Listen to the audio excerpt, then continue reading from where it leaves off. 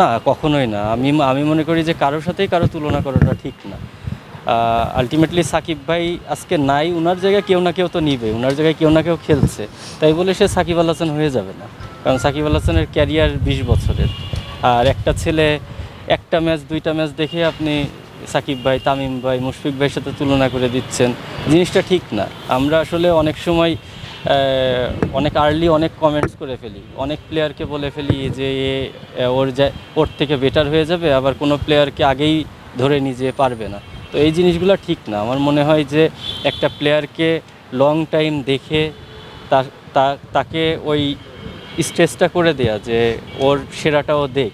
কারণ ultimately social মিডিয়ায় আপনি যত বড় প্লেয়ারই হন, আপনার যতই ফ্যান ফলোয়ার হোক, মাঠে যদি আপনি আপনার কাজটা ঠিক মতন করতে না পারেন, ওইটা স্থায়ী হবে না। তো সাকিব ভাই, তামিম ভাই, মুশফিক ভাই, যাই বলেন, মাশরাফি ভাই, ইনারা কিন্তু 15 বছর ধরে ওই জিনিসটা কন্টিনিউ করে অ্যাচিভ করেছে। তো আমার মনে হয় যে এই কমেন্টসগুলো না করাই ভালো।